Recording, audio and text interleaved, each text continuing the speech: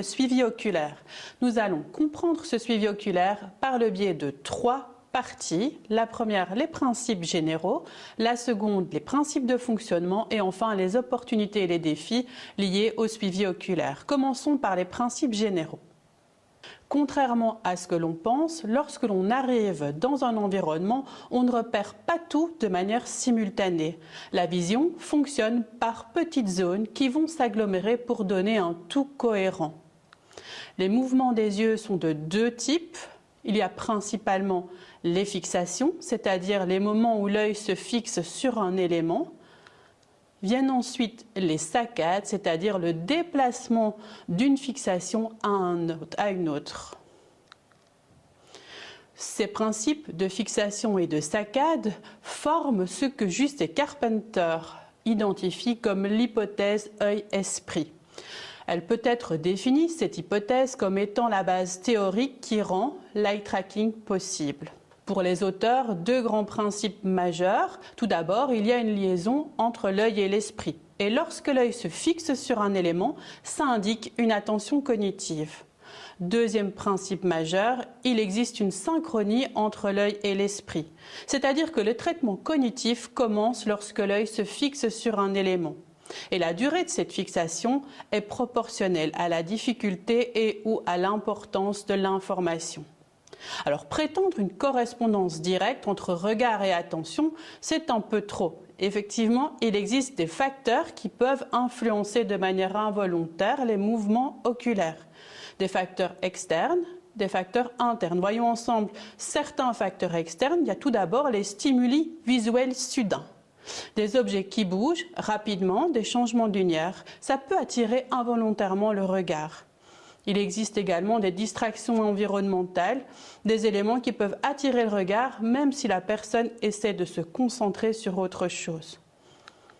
En termes de facteurs internes, nous pouvons citer le stress et la fatigue, mais également les microsaccades, c'est-à-dire des petits mouvements involontaires sans rapport direct avec un changement d'attention, et puis des clignements d'yeux. Nous faisons des clignements d'yeux environ 2 heures par jour. Le regard équivaut-il à l'attention cognitive? C'est une grande question qui fait débat.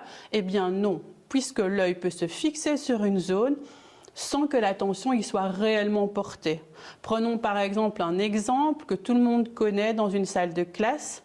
Un élève regarde le professeur et pourtant il est en train de penser à autre chose. Et donc le regard n'est pas suffisant pour inférer la pensée.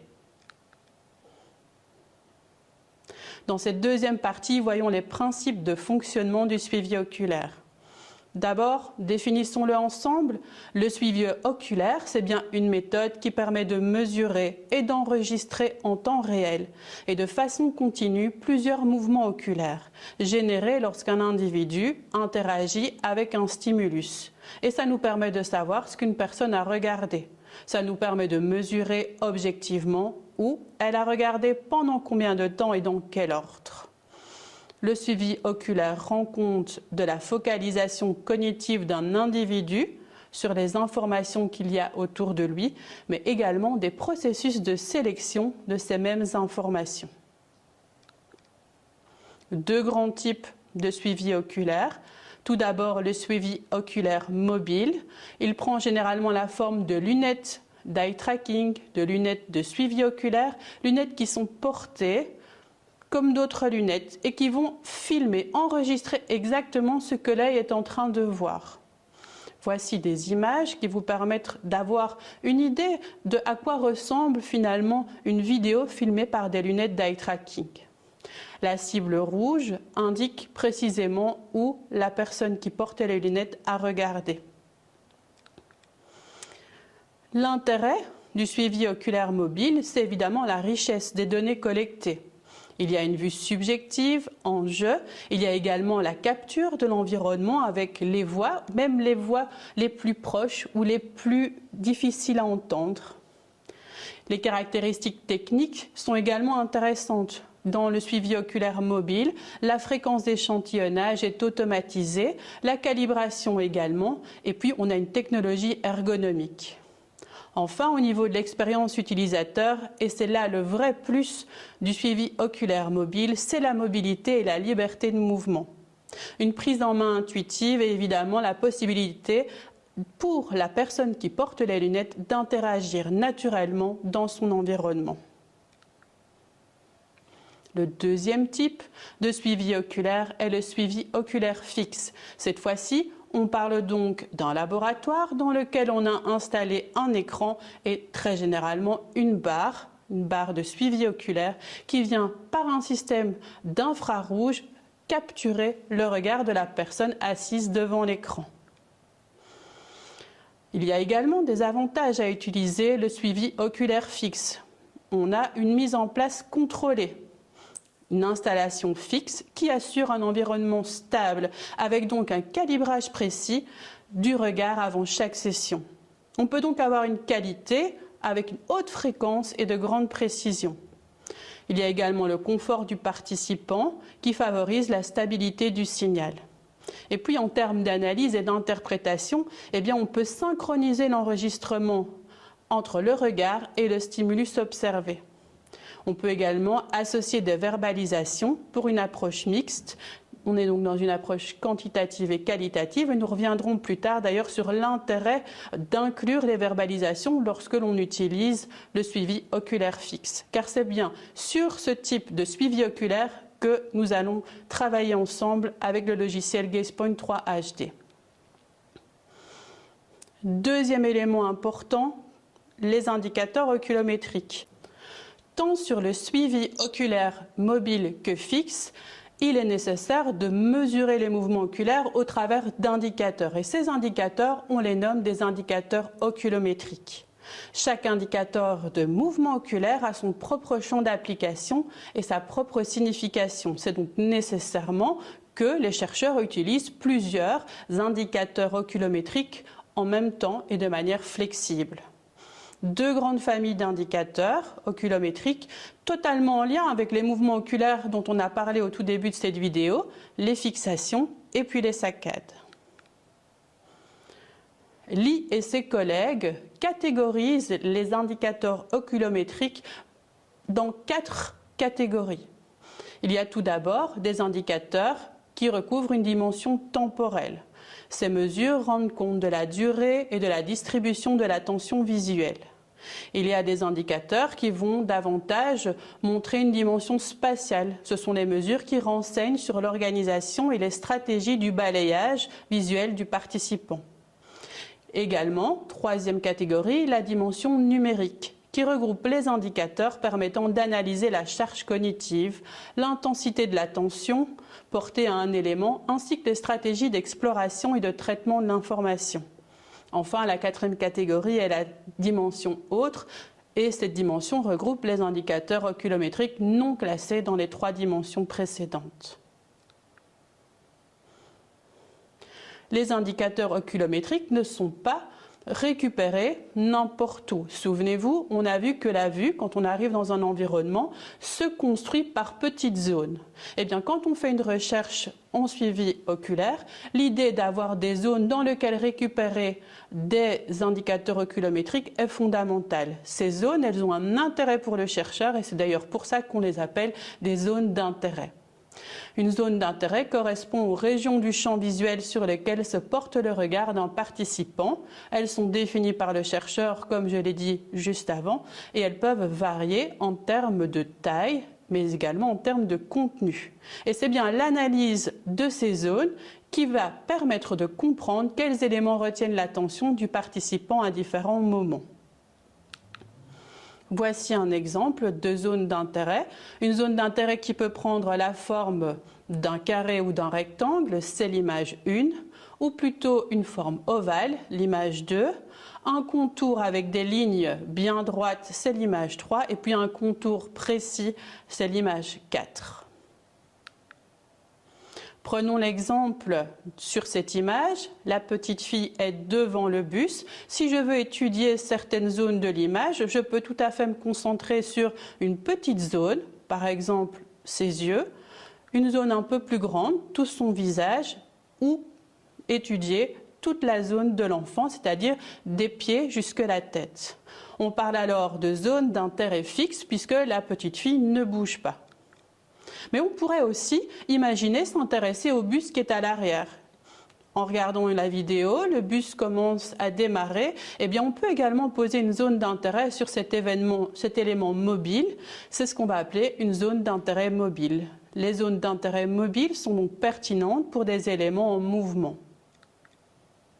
Nous avons donc sur une même image la possibilité de définir des zones d'intérêt fixes sur la petite fille et puis une zone d'intérêt mobile sur le bus lorsqu'il commence à se déplacer. Alors, les données qui sont récupérées dans chaque zone peuvent être analysées de deux manières différentes et même complémentaires. Il y a tout d'abord l'approche globale et puis l'approche séquentielle. Lorsqu'on parle d'analyse dans une approche globale, eh bien on parle d'une compilation de données de fixation visuelle qui sont issues de plusieurs sujets. L'idée est donc de représenter ces éléments-là sous forme de carte de thermique ou carte de chaleur. Ça permet de révéler les zones qui attirent le plus l'attention des observateurs et pour ce faire, on va diviser la scène en zones d'intérêt, soit de manière fixe comme on l'a vu, soit de manière mobile.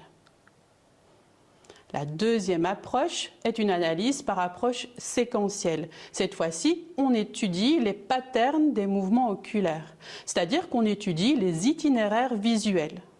On va donc diviser la scène en zones d'intérêt et calculer un algorithme de distance de Levenshtein ou calculer les positions en 2D puis en 3D. Un point très important, et je le disais déjà au début de cette vidéo, le suivi oculaire, il ne peut pas à lui seul rendre compte des raisons qui ont guidé le regard. C'est donc nécessaire et recommandé de mettre en place des protocoles verbaux. C'est bien sûr une approche complémentaire. Les données visuelles révèlent l'objet de l'attention et les retours verbaux fournissent un aperçu des raisonnements et des décisions qui ont guidé l'observation. Si l'on se réfère à Roussel, deux types de protocoles peuvent être utilisés. Il y a tout d'abord le protocole simultané où le participant verbalise à voix haute pendant la tâche. Ça peut modifier l'attention ou perturber le comportement naturel, donc il est préférable d'utiliser, toujours selon Roussel, deux visionnages. Le premier en silence pour que la personne puisse prendre connaissance des éléments sur la vidéo ou sur l'image et puis le deuxième commenté avec l'idée d'avoir un haut-parleur sur la pensée. Il existe aussi donc le protocole rétrospectif où le participant commente après la tâche. Ça permet une prise de distance et ça interfère peu avec le déroulement de la tâche par rapport au protocole simultané. Mais le risque de reconstruction a posteriori du raisonnement est bien réel dans le cadre de ce deuxième protocole. Passons maintenant à la dernière partie de cette vidéo, les opportunités et les défis liés au suivi oculaire. Voyons ensemble certaines opportunités. Tout d'abord, le suivi oculaire, ça nous permet d'accéder finement au processus d'attention. Ça permet également d'objectiver l'observation en fournissant des données mesurables sur ce que voient ou ne voient pas les participants. Et puis ça permet aussi d'enrichir l'analyse en combinant les données oculométriques avec d'autres sources. Par exemple, les verbalisations. On en a parlé, les protocoles verbaux sont fondamentaux. Mais également, et sur le logiciel GazePoint 3 HD, un ECG ou les battements cardiaques. Quelques défis tout de même, eh bien, interpréter les données qui sont récupérées par le suivi oculaire, eh bien, ça se fait avec prudence. Les fixations reflètent l'attention visuelle, mais pas nécessairement l'attention cognitive. Il y a également un défi au sujet de la quantité importante de données générées. Vous verrez dans la partie 2, nous parlerons de l'exportation des données et elles sont très nombreuses. Assurer la qualité technique est aussi un défi. Calibration, stabilité du signal, placement du participant, ces éléments sont à considérer et feront aussi l'objet de capsules vidéo spécifiques dans la partie 2. Viennent ensuite deux autres défis, construire un cadre méthodologique solide qui articule données visuelles et objectifs pédagogiques ou de recherche. Et enfin, assurer une utilisation éthique du suivi oculaire avec des garde-fous très clairs. Merci de votre écoute.